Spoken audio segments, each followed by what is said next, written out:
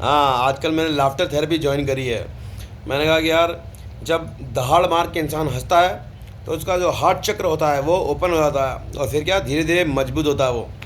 तो जब मैं छोटा बच्चा था बड़ी शरारत करता था और मैं दहाड़ मार के हंसता था।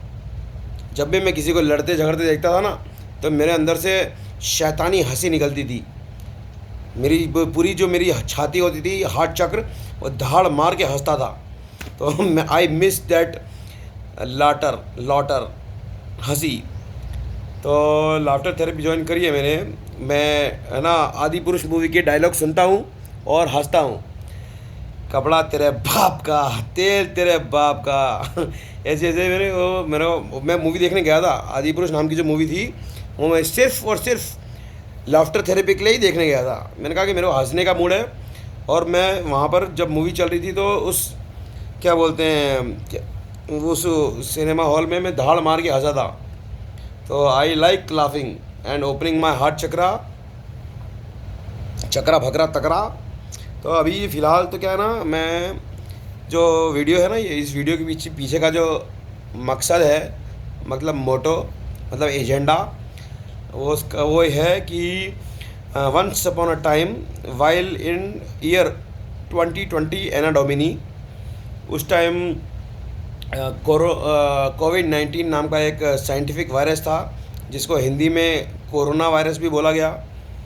तो उस पेंडेमिक नामक महामारी के दौरान AIIMS, all India institute of medical sciences Delhi के उस समय के द देन डायरेक्टर उर्फ रणदीप गुलेरिया ने जी न्यूज़ के माध्यम से एक वक्तव्य घोषित किया था कि वो लोग जो वायरस का spread with in Indian masses, मतलब हिंदुस्तान की जनता के अंदर व्याप्त जो स्प्रेड है, मतलब जैसे जैसे स्प्रेड का मतलब होता है जैसे बढ़ना, है ना।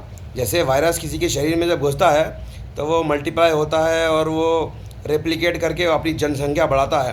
तो शरीर के अंदर तो किसी वायरस का स्प्रेड मेजर किया जा सकता है। ऐसा तो मैंने 10th क्लास में पढ़ लिया था। 10th क्लास की जो साइंस की एनसीईआरटी थी, साइंस एंड टेक्नोलॉजी की, उसी में पढ़ लिया था मैंने।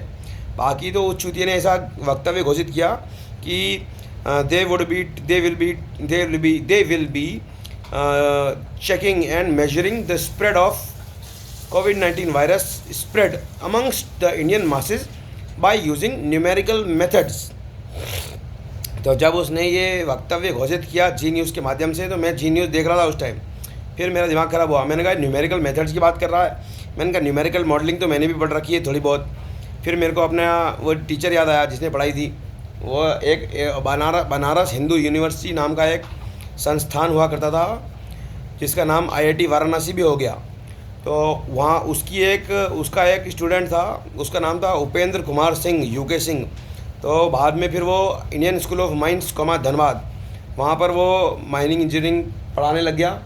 तो उसने मेरे को न्यूमेरिकल मॉडलिंग पढ़ाई थी एज एन ऑप्शनल सब्जेक्ट।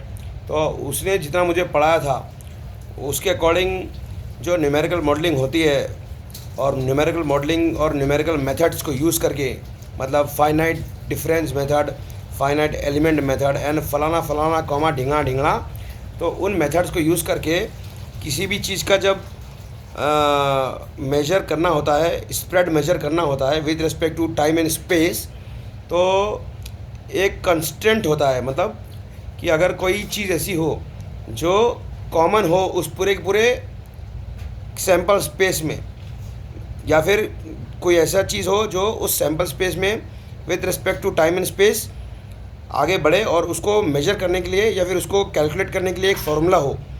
तो जैसे जब मैं छोटा बच्चा था, तो थोड़ा बड़ा हो गया था बाद में इंडियन स्कूल ऑफ माइंस में, तो बट उस टाइम मैं शरारत नहीं करता था। तो वहाँ पे मेरा एक प्रोजेक्ट था कि ज़मीन के नीचे जितना कोयला जल रहा है, उस जलते हुए कोयले की वजह से जो धरती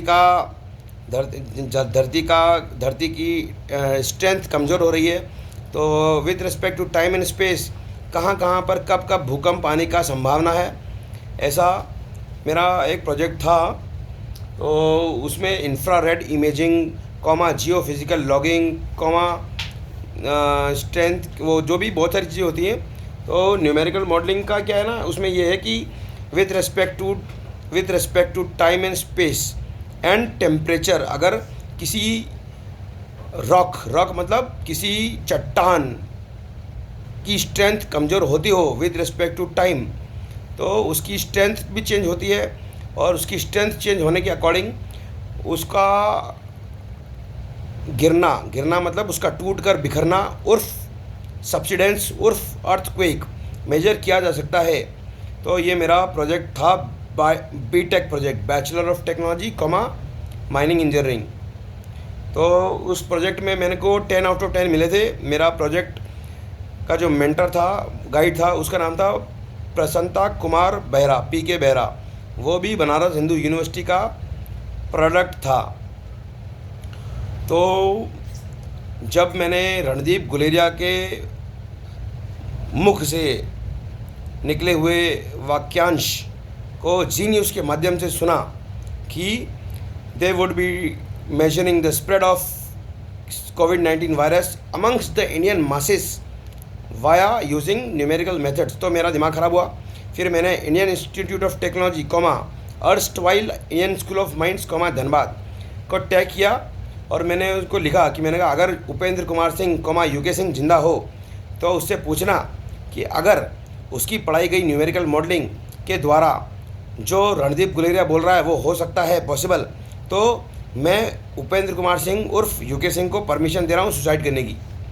क्योंकि अगर रणदीप गुलेरिया ने जो बोला वो पॉसिबल है, इसका मतलब ये है कि UK सिंह ने गलत चीज़ पढ़ाई या फिर कम चीज़ें पढ़ाई।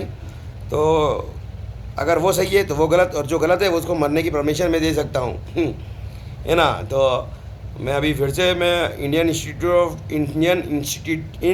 Institute of technology comma Indian school of mines comma Dhanbad छठी झारखंड को टैग करूँगा और पूछूंगा उनसे कि अगर UK सिंह जिंदा हो तो अलग बात, वरना UK सिंह के वंशजों या फिर UK सिंह के जो वो होते हैं क्या बोलते हैं रिसर्च स्कॉलर्स, या फिर न्यूमेरिकल मॉडलिंग उस न्यूमेरिकल मेथड्स में डील करने वाले इंसान अगर मेरी बात को समझ सकें तो मेरी बात को समझकर मेरे को जवाब दे सकें तो दें, वरना मराए अपनी, और क्या।